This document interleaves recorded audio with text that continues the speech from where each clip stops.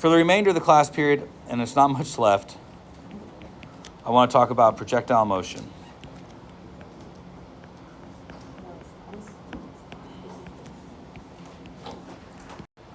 I'm really not going to be teaching you anything new today.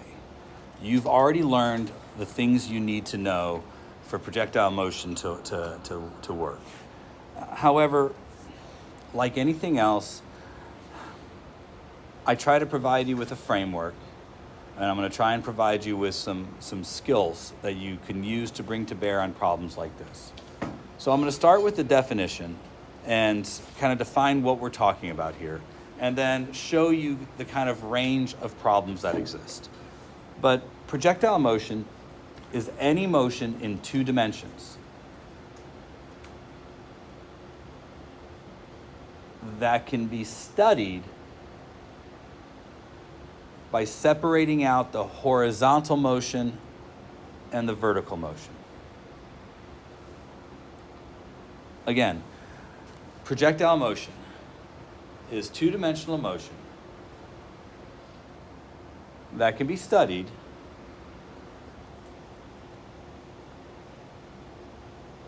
by separating out the horizontal motion and the vertical motion.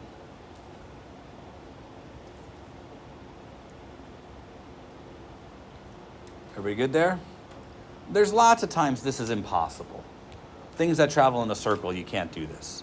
But projectiles, you can. Generally, for the projectiles we're going to be dealing with things that are being flung, kicked, or thrown, in our environment. And those objects generally have kind of the same kind of look to them when they're moving through our environment. So if you give me just a second, I will draw a quick picture. Imagine a building,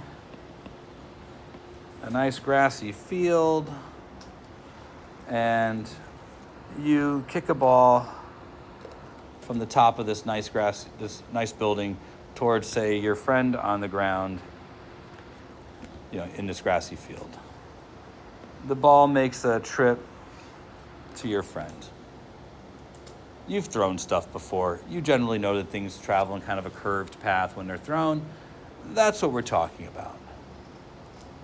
We treat this as a projectile because we can take the motion of the ball and break it up into horizontal motion and vertical motion. What's important about this particular kind of problem and why it's a projectile is in the vertical direction, the object experiences an acceleration due to gravity.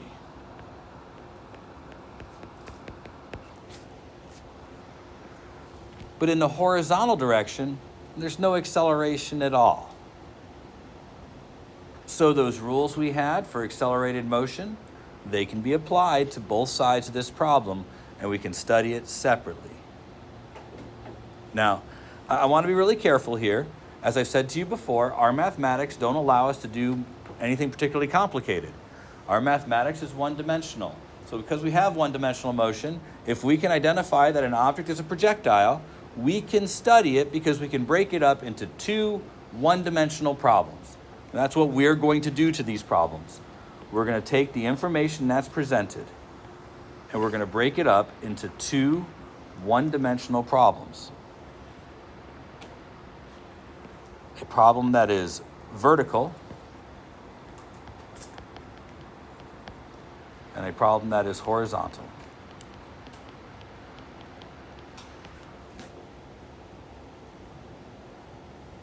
In the vertical direction, the object is experiencing an acceleration, a constant acceleration.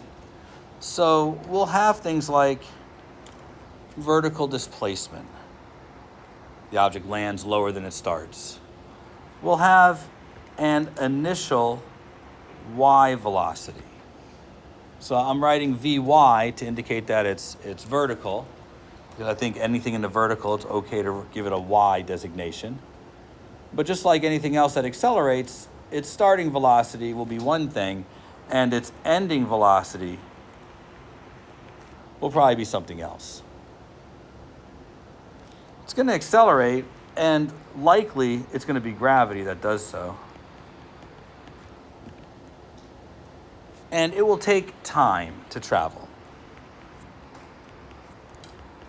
Like anything else that we've done so far this year, some of these values are vectors, and some of these values are scalars.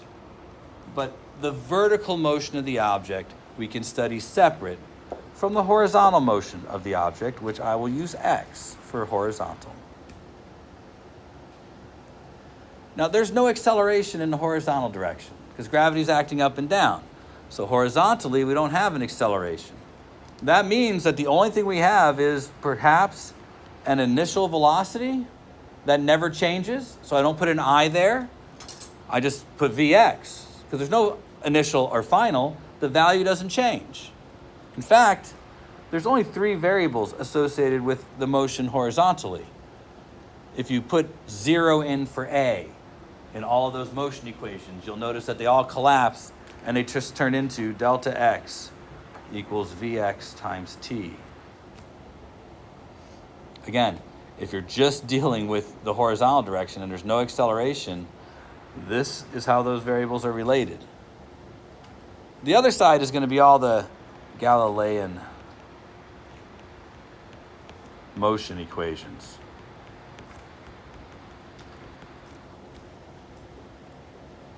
Now, when you're studying these problems, you have to look at the vertical stuff and the horizontal stuff at the same time.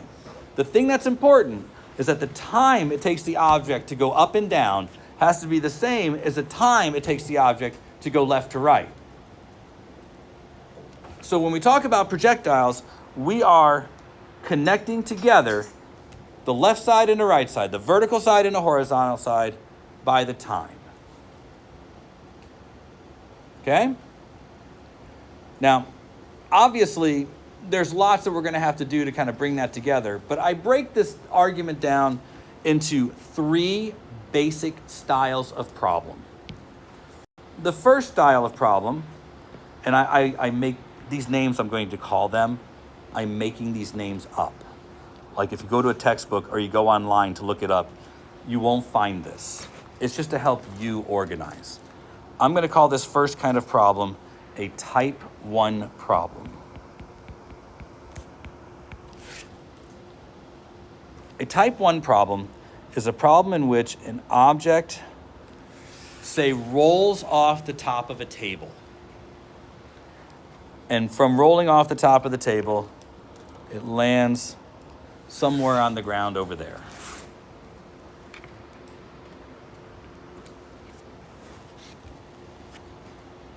What makes this a type 1 problem is that it's rolling horizontally.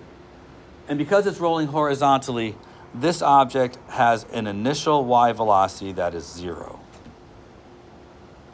Anytime you can introduce a 0 into a problem, it makes the problem easier to do. And this is the kind of problem that will be a little bit easier to do because there's a 0 in the problem. So I call that type 1. We're also going to have a problem that I call a type 2 problem. In a type 2 problem, we're going to assume the object is launched at an angle. So I'll put a little theta there. We know now that that's my way I draw a theta. And I'm going to say that this object has a launch velocity, which I will put as v naught. V with a little 0 next to it. And I'm calling that the launch velocity.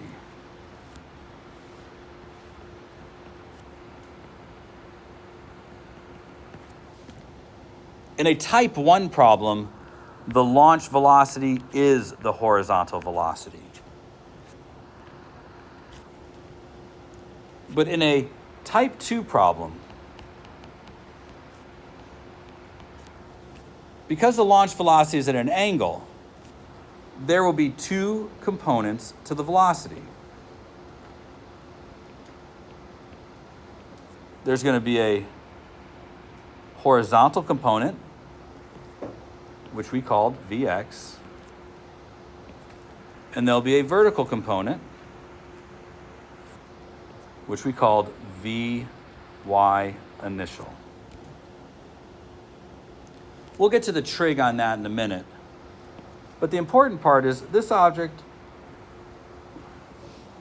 being launched from the ground can return to the ground.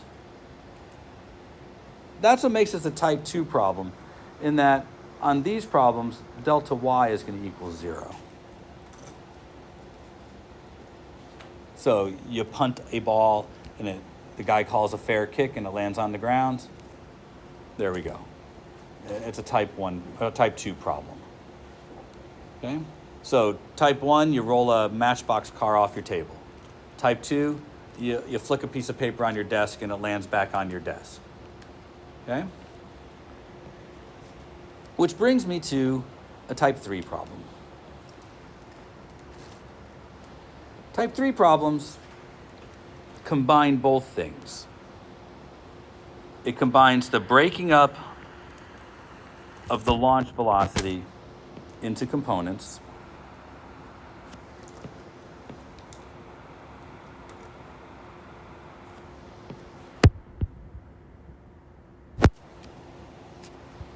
and the problem has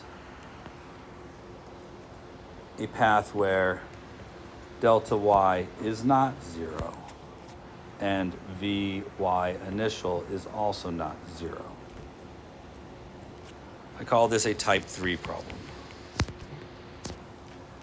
Generally, type 1 problems and type 2 problems are pretty easy to do. Type 3 problems are more complicated because your math is going to have more variables to deal with. Okay? So I will refer to these problems like this. I'll say, let's do a type 1 for practice. Let's do a type 2 for practice. And each one also has some simplifications. Be careful, though. There's a couple bits of vocabulary here that I want to make sure you have. The first, the word trajectory. The word trajectory represents the actual path the object takes. It's the actual path the object takes. It's a map of where the object is, like where it went. That word's going to come up. And I want to make sure you have it. Also, you're also going to hear the word range. For us, range is delta x. It represents the horizontal displacement. So if you're asked to calculate the range, you're asked to calculate the horizontal displacement. Now, before we actually do any math, I want to offer you some caution. These problems don't have any tricks. They come right down to the same things that we've already talked about, like max height. Any problem that asks about max height is about delta y. This problem is about only the vertical. Maximum height is about the vertical motion. It's when Vy final equals 0. That's when you're at your max height. The object will still have a horizontal velocity, but on its way up, its vertical velocity will stop for a second. So if you're asked about a question about max height, you're not interested about where it lands. You're interested in something about its trajectory, something on the path of motion. Next, be aware of something called the range equation.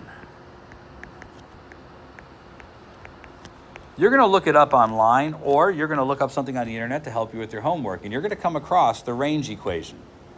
We will prove the range equation in class, but I'm going to put it here in your notes, and I'm going to give you a dire warning, because we've already done this in mechanics, and I did this exact same conversation with them, and they still managed to screw this up. Not all of them, but one or two. You'll look up your homework and you'll find the range equation. And this is the range equation. This is what it looks like. Again, we'll prove it in class, probably tomorrow. If not tomorrow, then Friday. And I will give it to you. You can use it. But you have to know when it works and when it doesn't. It only works